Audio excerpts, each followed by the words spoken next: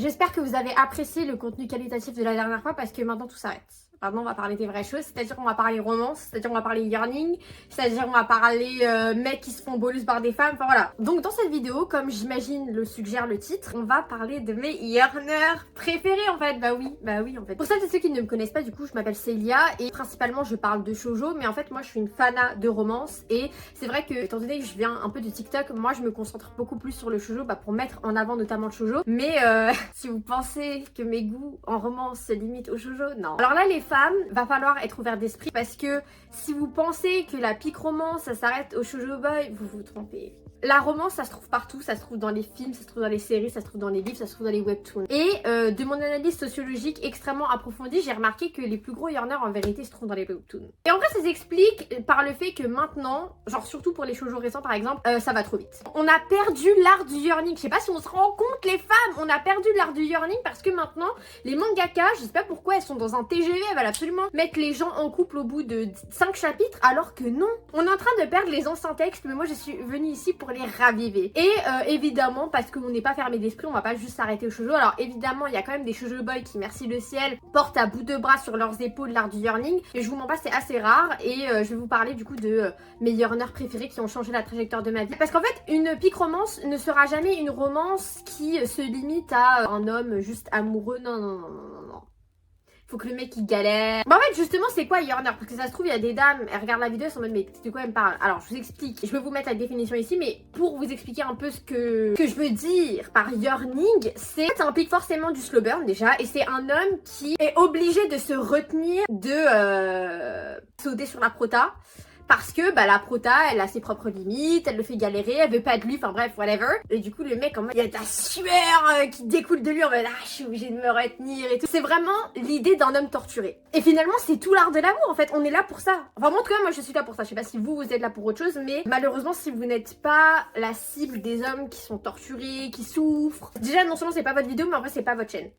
C'est la DA de la maison là, je vous mens pas. Du coup pour cette vidéo, j'ai décidé de faire un top 4. Voilà, je sais que c'est un peu contre nature, genre de base j'aurais dû faire un top 5, mais je vous mens pas, j'ai pas d'inspiration pour le 5ème. Genre en fait, là j'ai décidé de respecter l'art du yearning et pas juste mettre des petits mecs de School Life qui galèrent à avoir un bisou de leur meuf. Nah, j'ai mis des vrais mecs qui ont galéré en fait. Mais si vous voulez en 5ème, je le mets en 5ème parce que j'ai la flemme de yap sur un mec d'un film, j'aurais mis Anakin de Star Wars. Mais on n'est pas assez proche encore pour que je vous parle de mon obsession avec Star Wars et les romances dans Star Wars. Mais moi je vous parle de ce genre de folie, c'est-à-dire un homme qui est tellement fou de sa dame qu'il en fait des cauchemars qu'elle se fasse tuer et qu'il termine par rejoindre le côté sombre de la force. Parce que voilà, vraiment petite digression, mais on rappelle quand même que Dark Vador, qui est l'antagoniste mainstream que tous les hommes adultes, en vérité c'est juste un homme qui a le cœur brisé parce qu'il n'a pas pu sauver et rester avec la femme dont il est fou amoureux. Il était tellement fou de sa femme qu'il a fait des choses pas ouf, genre littéralement il a peut-être fait des crimes de guerre.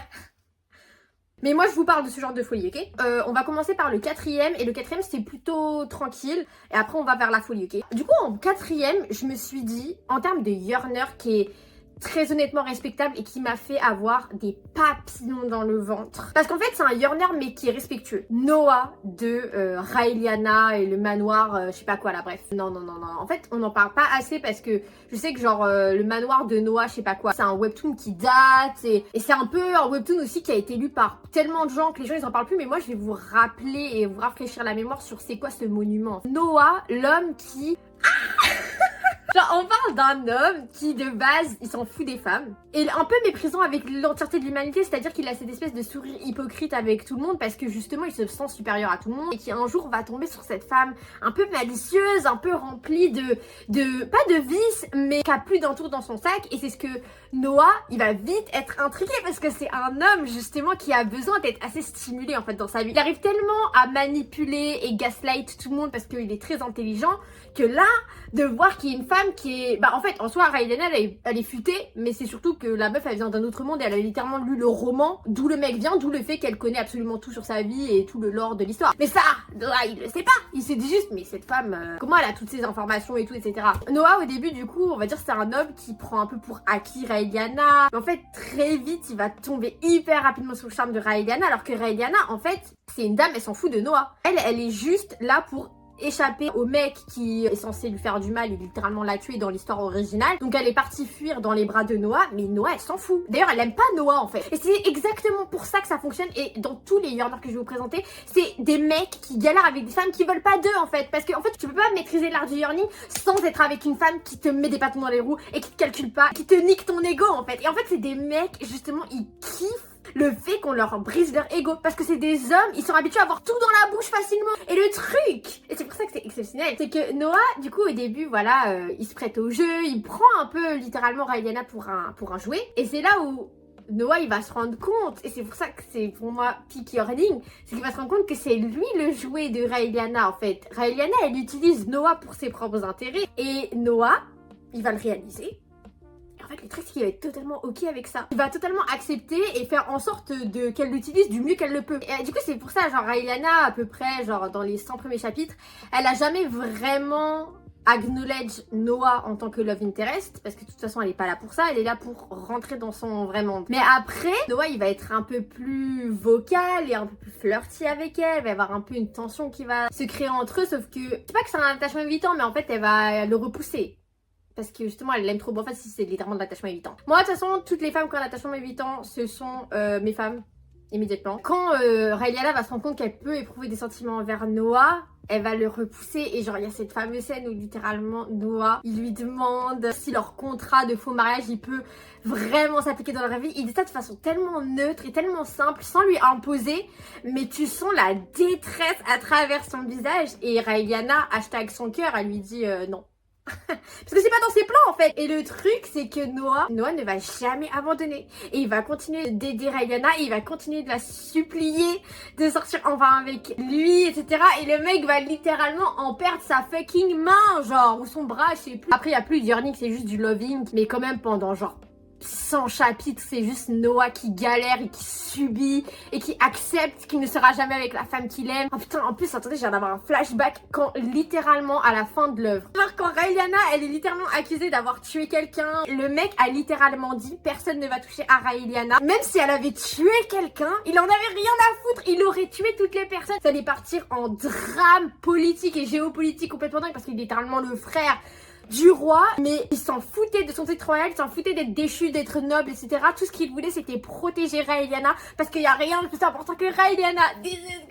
Non mais en fait, est-ce qu'on se rend compte du niveau en fait? Parce que Raeliana en vrai, bon bah elle l'aime, mais genre elle n'aurait jamais fait this much for him. Maintenant on va passer à mon troisième yearner préféré et sachez que j'ai pensé à vous parce que je suis partie relire l'œuvre un peu pour me rafraîchir les idées et pour me rappeler à quel point, fut un temps, en 2022, même avant Libérer les shoujo, j'avais lu l'un des plus grands shoujo boys de l'histoire. Et du coup, ouais, pour mes datas personnelles, j'ai fait ma petite relecture de La courtisane Nedo. Et en fait, vraiment, faut respecter le monument. Alors, mon lobe frontal, c'est visiblement développé depuis parce que en relisant le tome, j'étais en mode, ah ouais.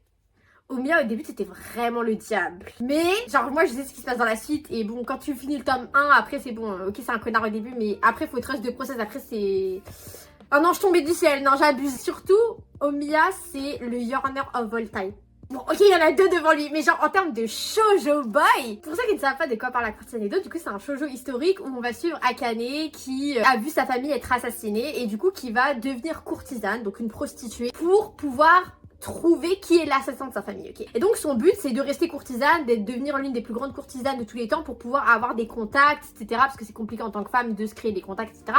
Bref. En fait son dessin il va être entremêlé avec un homme qui s'appelle Omiya, qui est un marchanderie très riche, très beau, très arrogant. Il va vouloir l'acheter, mais il va quand même être hyper exécrable avec elle en fait. Genre vraiment il est littéralement détestable avec elle. Mais au fur et à mesure de l'histoire tu comprends pourquoi il est un peu torturé dans ses idées et c'est un peu tout l'objet de Omiya, c'est que c'est un homme torturé. C'est même pas ça le yearning en fait de Omiya. C'est surtout que Akane, elle a pour mission de devenir la plus grande courtisane du monde, donc elle a absolument aucun intérêt à ce qu'un homme rachète sa liberté. Cependant Omiya va vouloir absolument racheter sa liberté parce qu'il veut faire d'elle sa femme, bref. Mais du coup Akane elle veut pas. Donc en fait elle va le recaler, elle va lui dire ah non mais dégage. Et le truc c'est que du coup Akane bah vu qu'elle est courtisane elle est amenée à rencontrer des hommes et Omiya bah il a aucun intérêt à vouloir laisser la liberté à Akane quoi. Mais c'est tout l'art de Sosuke Omiya, c'est que il est tellement fou d'Akane qu'il était prêt à ne pas l'épouser et juste de lui donner tout son argent, de lui donner tout son temps, de lui donner tous ses fucking contacts juste pour être avec elle et juste pour l'aider. Littéralement, Omiya, s'il voulait, il aurait pu marier et racheter la liberté de Akane quand il le voulait, mais parce que Akane ne voulait pas le marier tout de suite, il a accepté de ne jamais pouvoir se marier avec elle. Et c'est ce que j'aime trop dans la course Nendo en fait, parce que pour ceux qui savent pas en fait, la course Nendo c'est mon deuxième shoujo préféré. Et genre en termes de shoujo romance, pour moi c'est l'histoire d'amour du siècle. Parce qu'en fait Akane, elle a grave un attachement égoïste. Et en fait, quasiment toute l'œuvre, hein, en fait tout ce qu'elle fait c'est Omiya veut d'elle.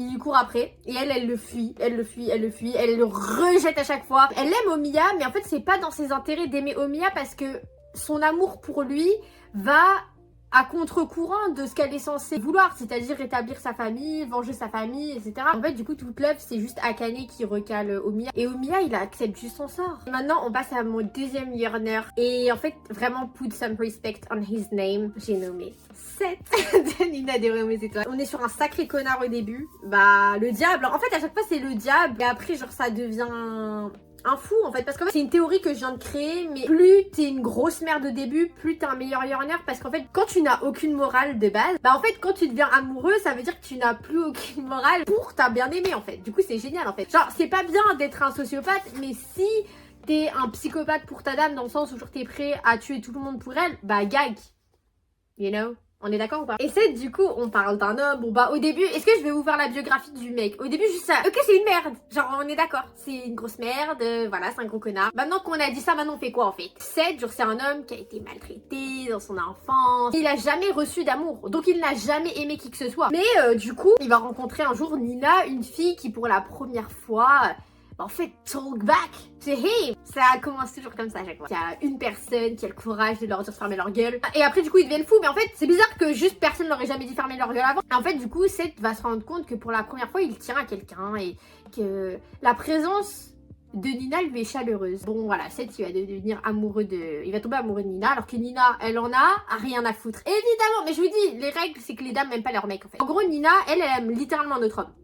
Et en fait, elle manipule Seth pour qu'il tombe amoureuse d'elle, pour qu'il ne fasse pas une guerre. Mais le truc, c'est que lui, Seth, il va y croire en cet amour, et il va tomber fou amoureux, etc. Et du coup, Seth, il va passer de ce connard sans pitié, sans scrupule, qui était en fait une machine à tuer depuis qu'il est né, à littéralement un mec tout mignon. Il va devenir fou amoureux de Nina, et du coup, toute sa folie qu'il a envers les autres, c'est-à-dire être une machine à tuer, etc., il va le faire passer, pas pour l'intérêt de sa nation, mais pour l'intérêt de Nina. C'est-à-dire que maintenant, il n'en a plus rien à foutre de sa nation. Donc, on peut effectivement remettre en question le statut de prince que Seth a, mais ça, c'est pas mon problème. Est-ce que moi, je fais partie de Gal Gadot? Il y a cette fucking scène où, du coup, il y a Azur et Seth qui se battent pour Nina, et le mec, en fait, parce que Azur, il a osé toucher à Nina, il veut lui trancher la gorge. Mais gag, en fait! Mais gag! Mais le truc, c'est que Nina, en fait, elle est toujours pas amoureuse de Seth. Genre, Seth, il a beau vouloir mourir pour elle et tuer pour elle, Nina, on a rien à foutre de Seth. Moi, pour moi, la scène qui m'a achevée, c'est quand littéralement, du coup, Seth, il comprend qu'en fait, il se fait bolos par Nina, c'est-à-dire que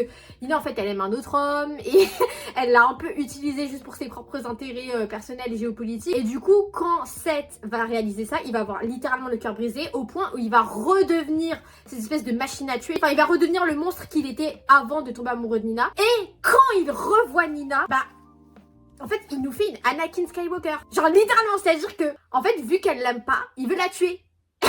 Genre, oh non, je viens d'avoir la vision, en fait, c'est Anakin Skywalker, en fait. Seth, dès qu'il va la voir, il va avoir le cœur brisé, il va transpirer, le yearning par excellence. Et après, il va avoir cette espèce de logique dans le sens où, vu que tu ne m'aimes pas, il n'y a aucun intérêt que je te laisse en vie, sauf... En fait, vu qu'il l'aime tellement qu'il peut pas la tuer. C'est-à-dire que l'ancienne machine à tuer qu'il était, elle n'arrive pas à abattre le lover et yearner Seth. Donc, même en essayant de faire disparaître Nina parce qu'elle le hante, elle le torture ses émotions, elle le fait souffrir, lui qui n'avait jamais aimé qui que ce soit, la première personne qu'il aime, elle lui brise le cœur, et bien il n'arrive pas à la tuer. Parce qu'en fait, il l'aime trop. Et c'est là où littéralement il va sortir la phrase du sexe, c'est-à-dire que si cette femme n'est pas amoureuse de moi, à quoi ça sert de vivre? Et en fait, il veut littéralement mourir. Il veut littéralement mourir parce que pour lui, son existence n'a aucun intérêt si Nina ne l'aime pas. Non mais en fait, ah non, je vous jure, c'est le standard. Genre le mec, il prouve que son existence n'a pas de sens si Nina ne l'aime pas. Je trouve ça un peu dingue de mettre autant de dépendance affective pour une meuf comme Nina, parce qu'avec tout le respect, genre Nina c'est vraiment pas deux shoujo girl, mais c'est pas grave. moi je mens. Et après c'est là où justement Seth, parce que Yearner of All Time, en fait il va littéralement dissocier, en fait genre son âme va low-key mourir. Genre littéralement pendant 2 tomes il va être muet, il a perdu la voix et il a un peu perdu la tête, tellement le choc qu'elle ne l'aime pas et qu'elle ne l'aimera jamais la tuer genre. Après évidemment ça change, je vous dis 16 tomes. Et du coup, Seth, malgré que du coup son amour est visiblement unilatéral, en fait il aime toujours Nina en crevé. Donc en fait il va juste accepter qu'elle ne l'aime pas. Et il va continuer d'être à son service. Et c'est-à-dire que Seth, là où j'en suis dans l'histoire, en a rien à foutre de sa nation, d'accord? Ça fait longtemps que c'est plus le fucking prince de ce pays. Nina, elle va découvrir qu'elle a un pouvoir qui peut détruire l'humanité.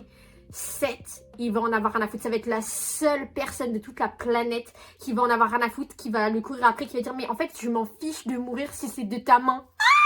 Non mais est-ce qu'on se rend compte en fait? Genre le concept d'en avoir rien à foutre, de se faire tuer par la femme que t'aimes tellement tu l'aimes. Genre en fait j'ai envie d'arrêter là parce que ça fait tellement une parfaite transition pour mon prochain Yearner, c'est-à-dire mon top 1. Mais du coup voilà bref, 7 monuments. Et vous savez qui est l'autre homme qui a littéralement dit mot pour mot si je dois mourir de tes mains c'est pas un problème? Park Hyun-soo, mesdames. Ah bah oui, là on rentre dans les choses sérieuses. Voilà, Omiya 7 c'est sympa. Là on va parler de en fait la raison de cette vidéo un peu finalement. Pour ceux qui ne savent pas du tout de quoi parle l'histoire, en gros on est sur un sorte de romance un peu psychologique, un peu thriller au début, dans le sens où au début 7 hommes, 7 femmes se détestent et veulent se voir morts. Pourquoi? Parce que ce mec est un psychopathe qui aime s'amuser du fait de terroriser des êtres humains parce que c'est un vampire. Et cette femme, bah, parce qu'il veut la tuer. Donc elle veut le tuer. Yoon-soo, de base, du coup, c'est un psychopathe, vampire qui soit tue des humains, soit les mange, soit aime leur faire peur. Parce qu'il a un peu que ça à faire. Littéralement, genre jobless man final boss. Yoon-soo, contrairement à Seth, genre c'est pas un homme qui va devenir doux comme un agneau. Non, c'est le diable au début et c'est le diable jusqu'à la fin. Même si juste avec Chia, genre, il va être plus gentil. Mais en fait, ça reste quand même une merde fondamentalement. Enfin, c'est vraiment quelqu'un qui est rempli de vices, d'ego. Et justement, cette personnalité extrêmement radicale, extrême, qui n'a pas de morale, hein, bah, c'est ce qui va créer le yearning de la décennie. En fait, Yoon-soo, justement, c'est un personnage qui a énormément d'ego. Et le truc, c'est qu'un peu l'une des meilleures preuves d'amour que Yoon-soo va faire envers Chia, c'est de rabaisser son ego. C'est-à-dire qu'on parle d'un homme qui va supplier Chia de l'aimer. Et pas une fois, pas 2 fois, pas 3 fois. En fait, Yoon-soo, verbalement, il a supplié 3 fois Chia de l'aimer. Est-ce que tu peux être avec moi, s'il te plaît, même si tu n'es pas amoureuse de moi? Genre, c'est-à-dire que le mec était capable d'être le jouet de Chia, tellement en fait il veut cette femme, et tellement il est prêt à l'idée, il s'est fait à l'idée qu'elle ne voudra jamais de lui, il est prêt à juste qu'elle supporte son existence. Et évidemment, Chia, bon bah alors, non. Et après, bon, mais il y a ce fameux chapitre où littéralement, Yoon-soo supplie Chia. Genre, I beg you, can't you love me please? Il va pleurer carrément.